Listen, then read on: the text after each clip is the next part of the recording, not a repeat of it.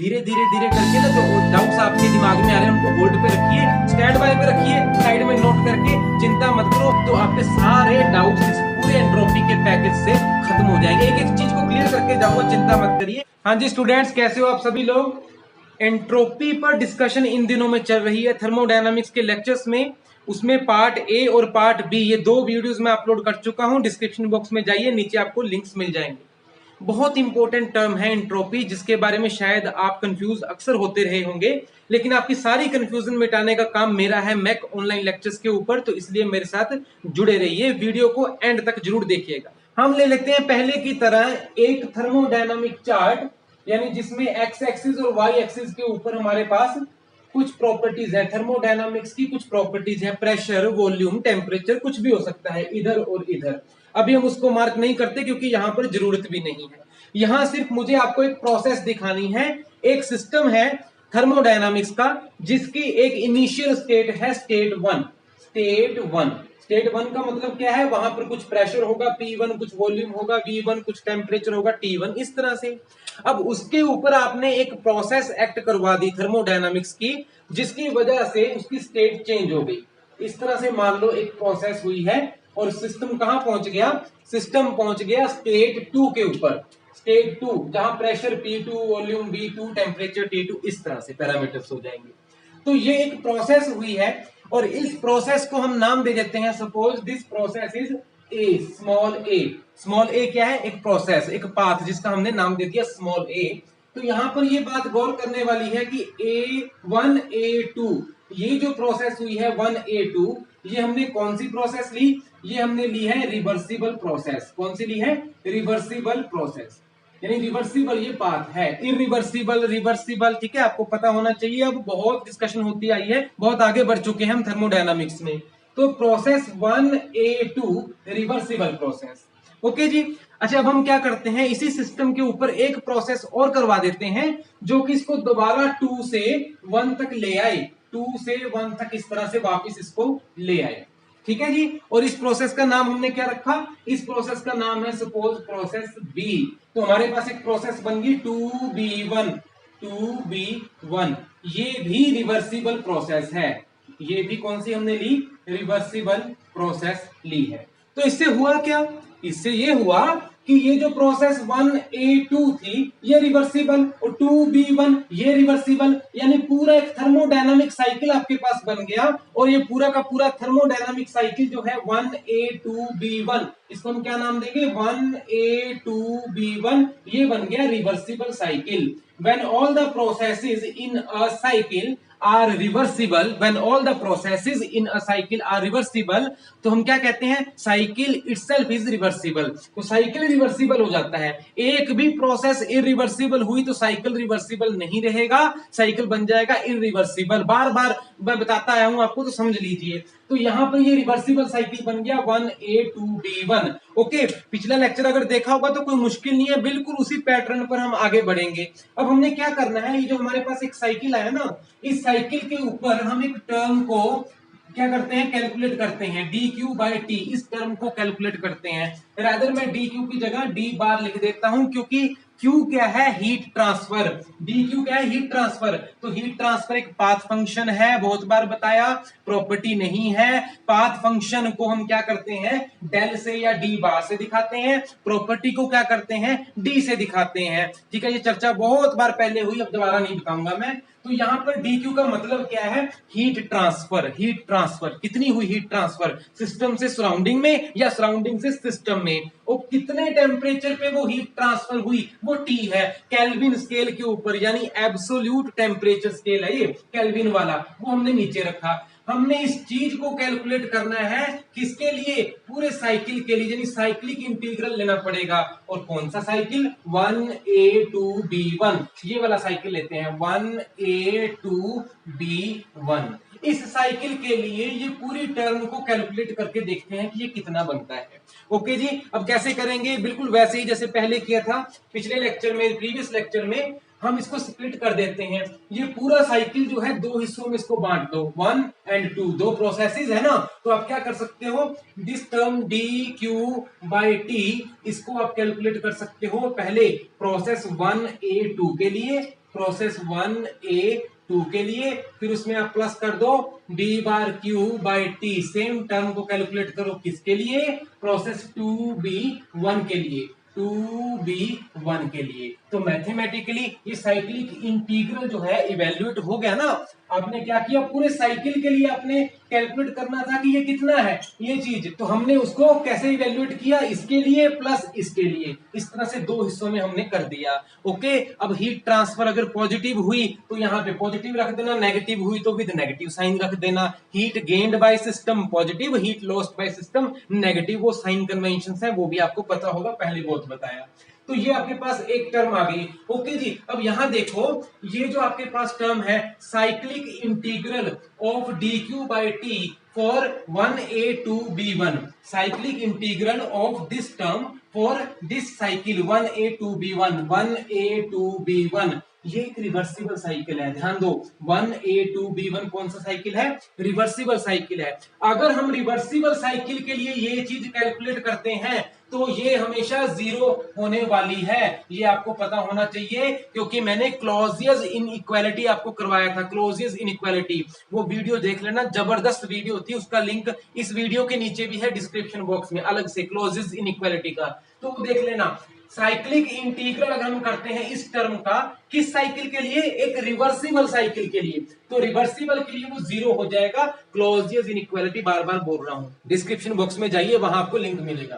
तो इसका मतलब हो गया कि हमारे पास this plus this is going to be now equal to zero. ठीक है, तो यहां से हम लिखते हैं therefore d/q/t for 1A2 is equal to minus of d/q/t for 2B1। ठीक है ना, ये वाली टर्म देखो, ये सारी की सारी जीरो है, तो this will be equal to minus of this term, हम दूसरी तरफ लेंगे तो नेगेटिव हो गई चीज। तो ये हमारे पास सपोज इक्वेशन 1 बन गई, क्या बन गई, इक्वेशन 1। ओके, यहां तक क्लियर है जी।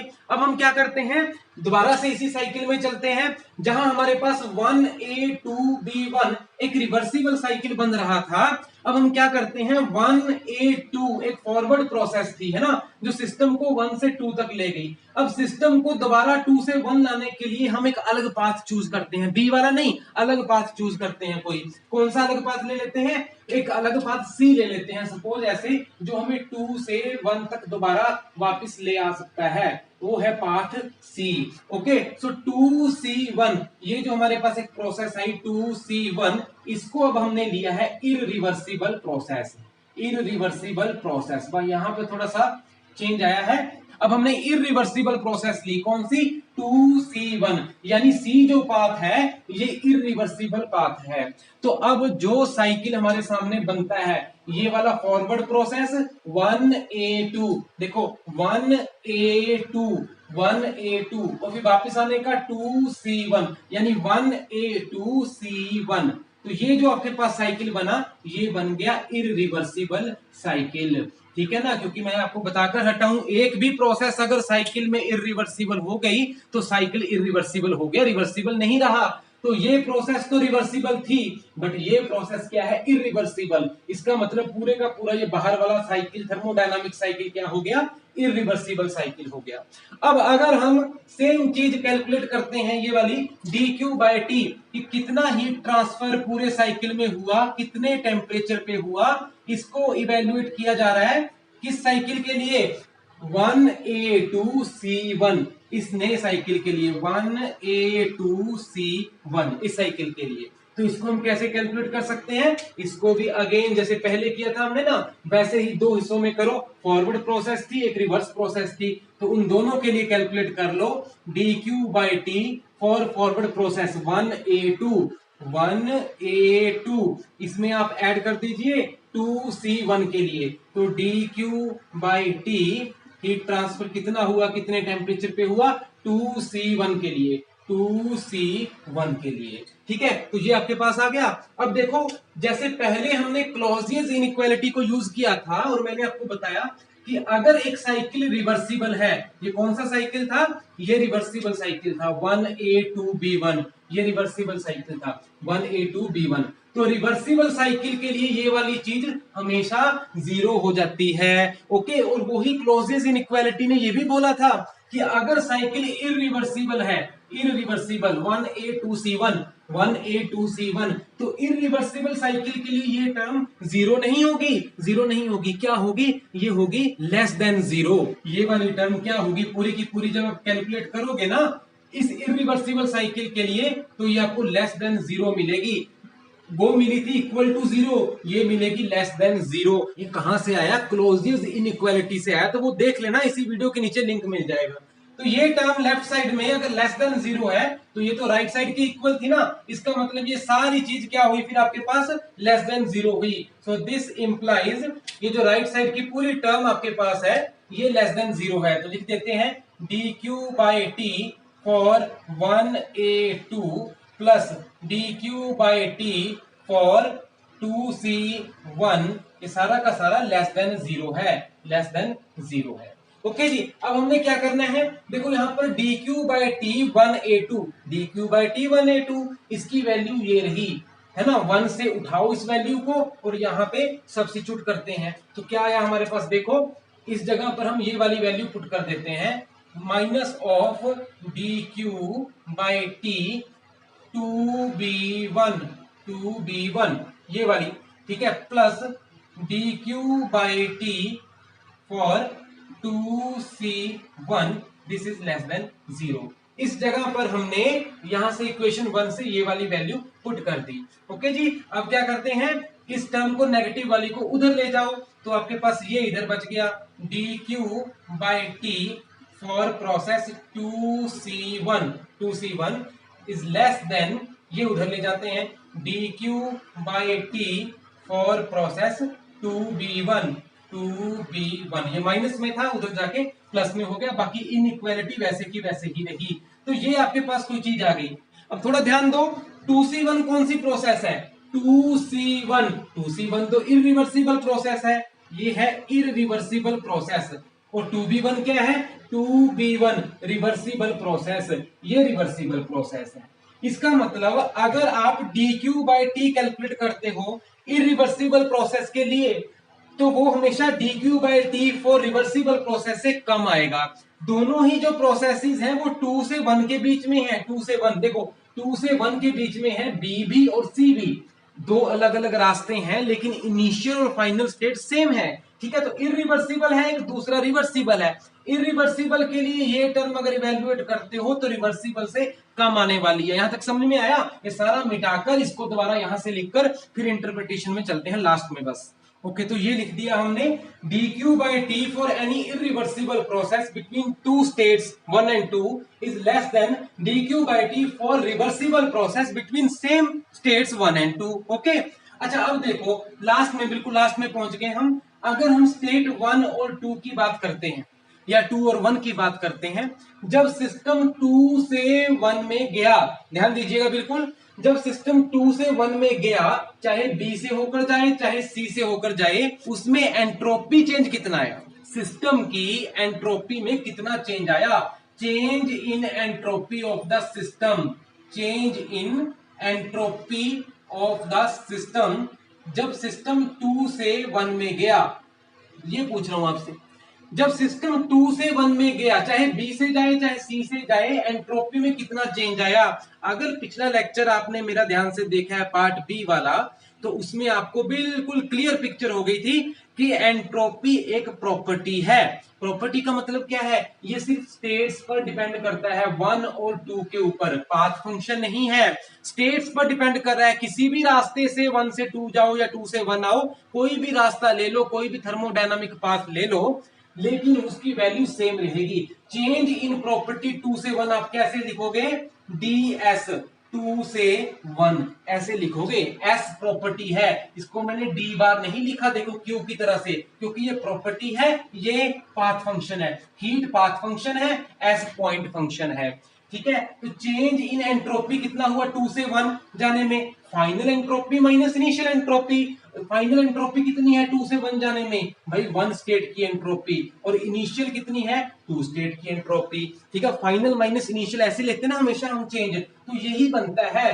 चाहे आप इस रास्ते से जाओ चाहे इस रास्ते से जाओ, इस पर्टिकुलर स्टेट पर एक पर्टिकुलर वैल्यू है एंट्रोपी की, और इस पर्टिकुलर स्टेट पर एक पर्टिकुलर वैल्यू है एंट्रोपी की, क्योंकि ये प्रॉपर्टी है, पॉइंट फंक्शन है। जैसे प्रेशर, वॉल्यूम, टेम्परेचर, ठीक वैसे ही। तो ये हमेशा ऐसे ही रहेगा, आप किसी भी रास्ते से जाइए, ये आप दिमाग में बिठा लो। इसके अलावा पिछला जो लेक्चर था उसमें मैंने आपको क्लियर कर दिया था कि ये जो चीज है एंट्रोपी चेंज, वो क्या होगी फिर?